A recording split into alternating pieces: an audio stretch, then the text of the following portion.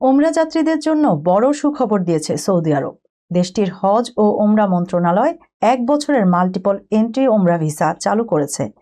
নতুন এই ব্যবস্থায় ভিসাধারীরা 1 বছরের মধ্যে একাধিকবার সৌদি আরবে প্রবেশ করে ওমরা পালন করতে পারবেন।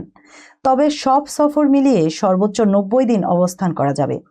সৌদি কর্তৃপক্ষ জানিয়েছে, ভিসাটি ইস্যুর তারিখ থেকে 365 দিন পর্যন্ত বৈধ থাকবে।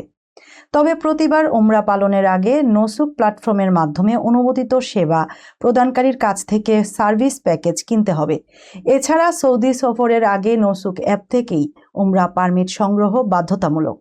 মন্ত্রণালয় জানায়, সৌদি ভিশন 2030 এবং পিলগ্রিম এক্সপিরিয়েন্স প্রোগ্রামের অংশ হিসেবে এই উদ্যোগ নেওয়া হয়েছে। এর মাধ্যমে ওমরা যাত্রীদের যাতায়াত সহজ করা, সেবার মান উন্নত করা এবং ধর্মীয় সফরের অভিজ্ঞতা আরও উন্নত করাই সরকারের লক্ষ্য। তবে হজ মৌসুমে এই ভিসা ব্যবহার করা যাবে না, অর্থাৎ ইসলামী ক্যালেন্ডারের জিলকদ মাসের 1 তারিখ থেকে জিলহজ মাসের 13 তারিখ পর্যন্ত ভিসাটি সাময়িকভাবে অকার্যকর থাকবে। নতুন এই ভিসা চালুর ফলে বাংলাদেশ সহ বিশ্বের লাখো মুসল্লির জন্য ওমরা পালন আরও সহজ ও নমনীয় হবে বলে মনে করছেন সংশ্লিষ্টরা।